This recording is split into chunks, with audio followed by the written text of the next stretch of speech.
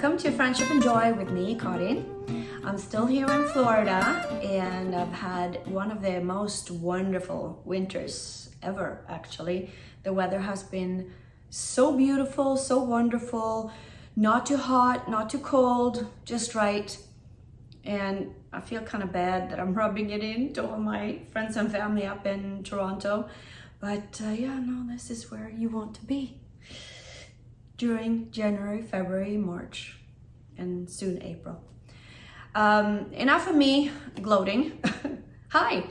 I just wanted to do another little episode to show you what I have been knitting. And if you remember, on the needles last time, I had the Heesho Shawl by Olga Jazzy, and I have completed it,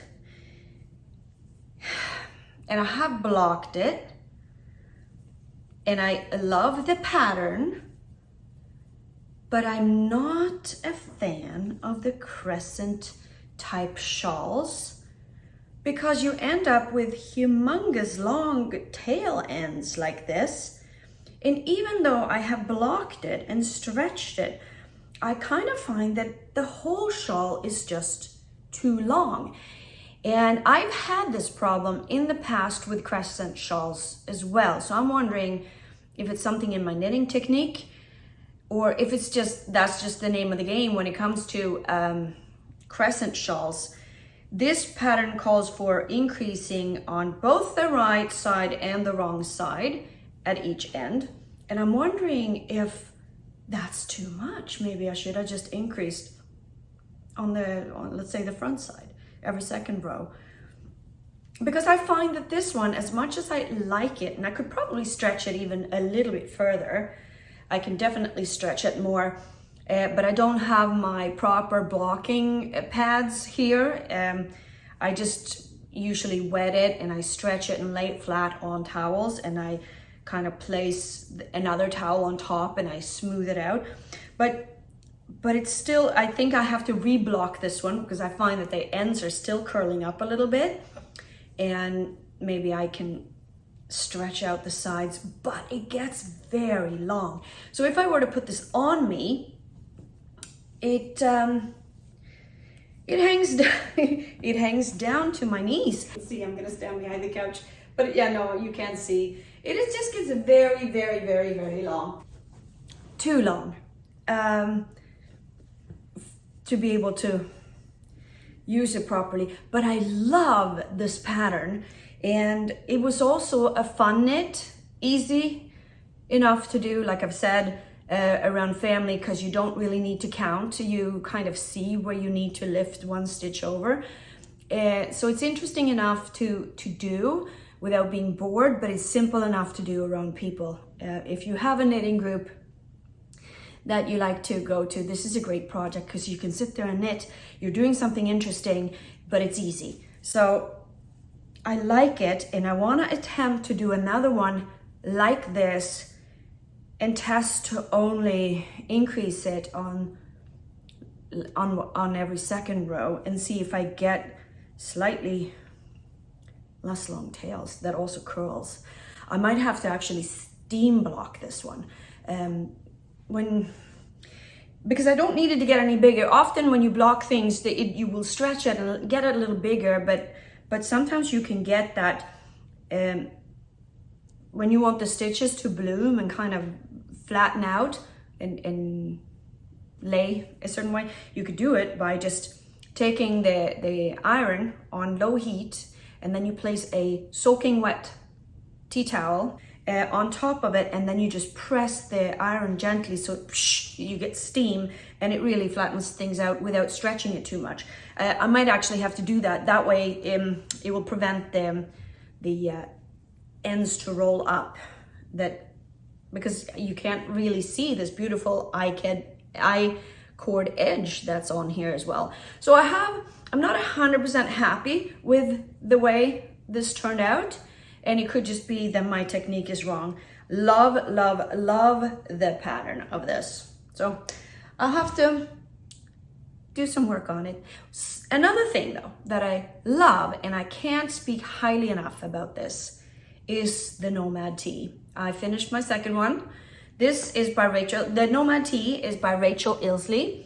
And I'm gonna stand up again so you can see how it looks and how it looks in the back. You have the same pattern going down the back. I made the blue and yellow one in the past, and I bought this yarn from the Knitting Loft. I think it's their own yarn, to make another one, and I'm really pleased with how this one as well turned out. Size-wise is perfect, and I love the loosey goosey airy feel about this whole Nomad tee. It doesn't cling too much, and yet it has proper shape. And the way you knit this, I've talked about it in the past, is that you start here at the sleeve and you knit sideways. You come here and you do some cast off a few stitches, and then you add stitches again and you continue. And it is remarkably, how should I put this? Is it for the beginner? Probably not, but it's definitely an intermediate sweater.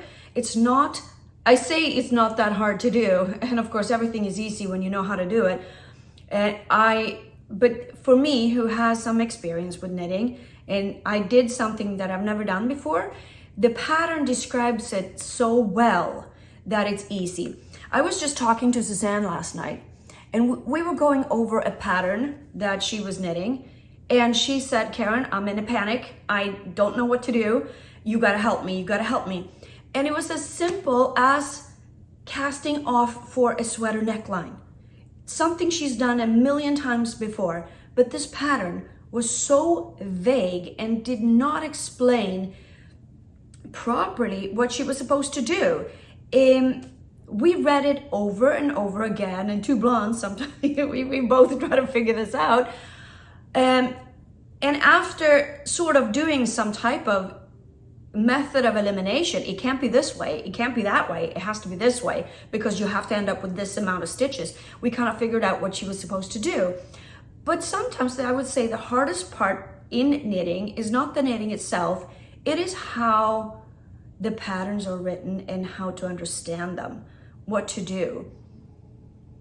And that is why not all patterns are created equally. And I have to say the good patterns, often you have to pay for, but some patterns are just written with such ease of understanding that if you just follow along, there's no questions, there's no doubt about what to do. And this pattern by Rachel Ilsley is one of those. Even though this neckline and casting on for the armhole was different, there's a specific technique of casting on that's called Judy's Magic Cast On that I've never heard of before, but they had video links to how to do that cast on, which cannot be substituted. You have to do that cast on. And it was so simple. That video too explained it properly. So every step of making this tee is described so clearly. There's no guessing, there's no second guessing. You just do what it says, and I love that. And I love the way it looks. I usually, when I find a pattern that I like, I often I want to make more. So the Treville sweater, I made a couple. This Soldotna tee, I made a few. This one is my second. I don't know if I'm going to make a third one right off the bat, because how many tees do you need? But I can highly recommend this pattern if you like the look of the sweater, or top I should say. And I should also mention, I made the short sleeve version. They can also do a sort of like a half sleeve coming down where you have this band also here. So there's two options in that pattern. Love, love, love options, love that. It's also written for many sizes. I think it goes from extra small to XXL or something like that. So can highly recommend this tee.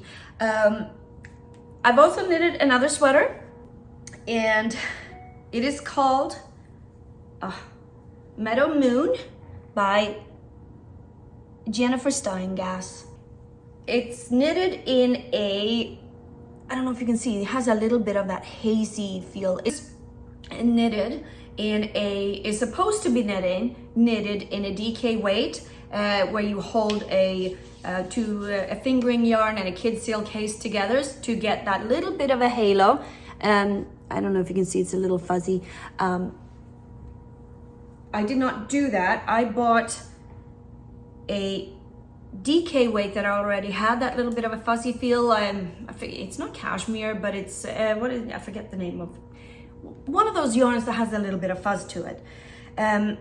But my mistake again was that I went on a thinner end of a DK yarn. I would say this yarn was sold as a DK yarn.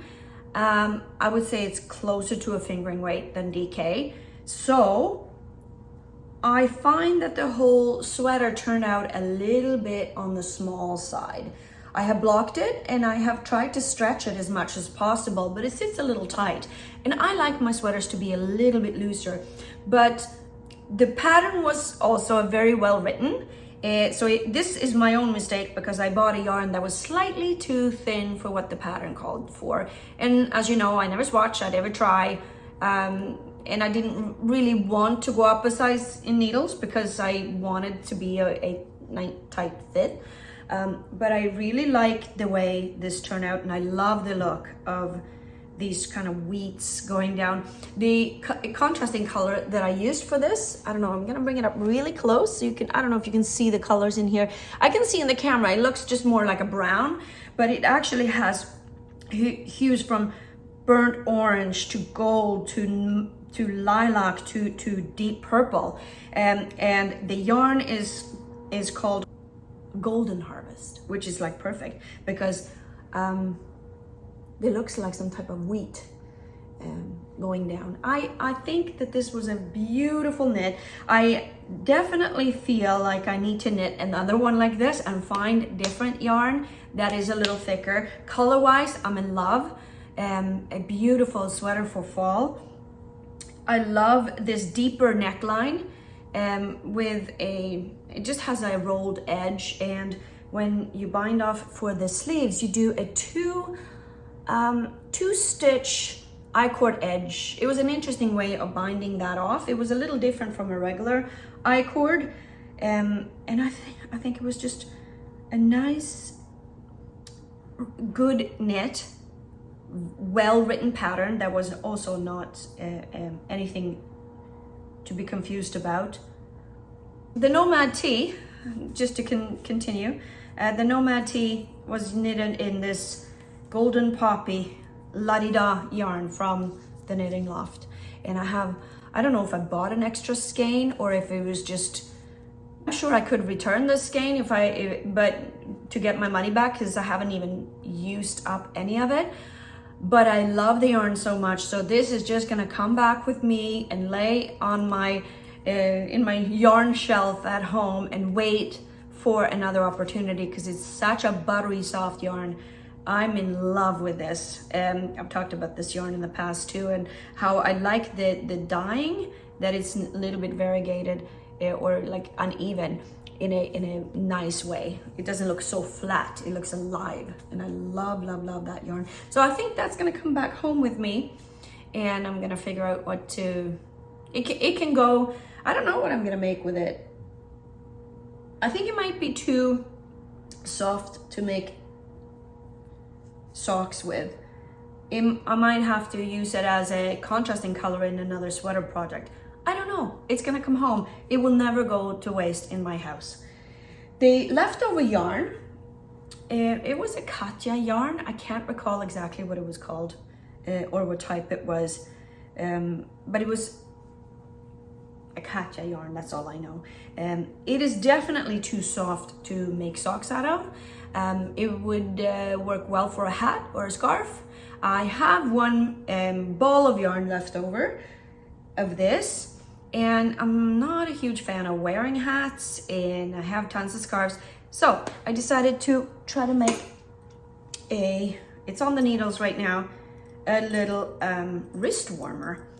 And I think that I don't like to make mittens because I don't wear them very often.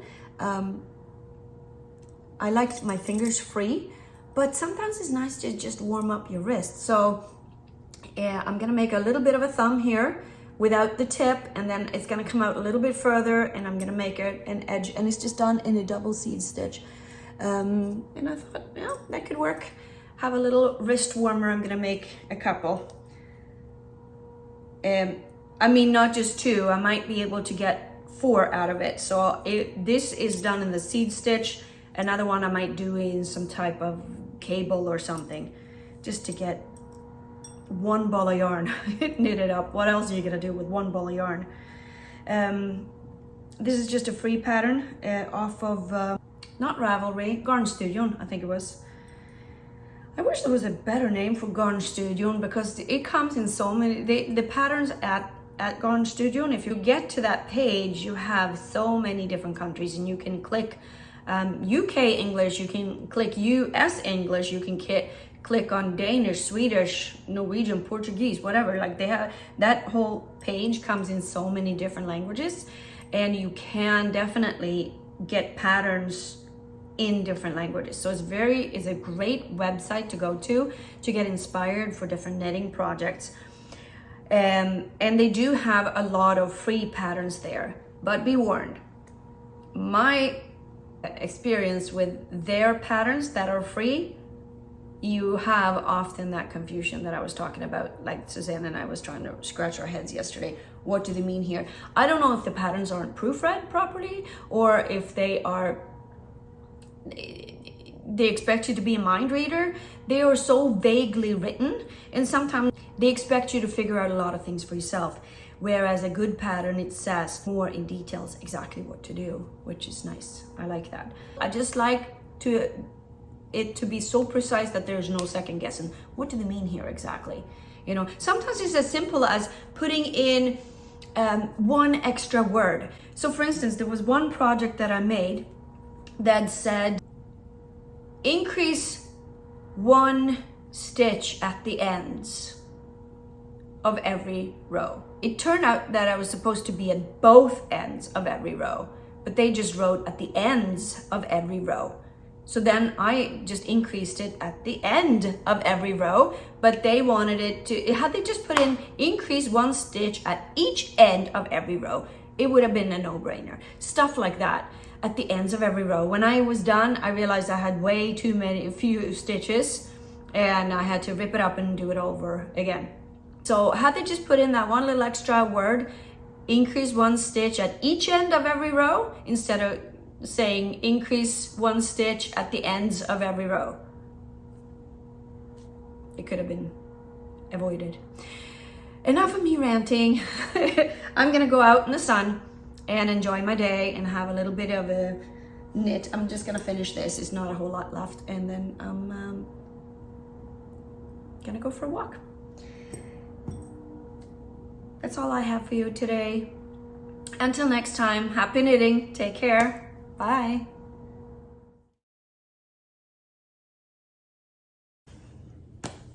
What was it called? As usual, I can't remember anything. Oh, la la la la. The Heesho Steingas, maybe. Steingas? Steingas. So crooked. Can we? Okay. There you go. There. It's still crooked. Oh, hold on. Why is it still crooked? There you go. If I can remember what it was called.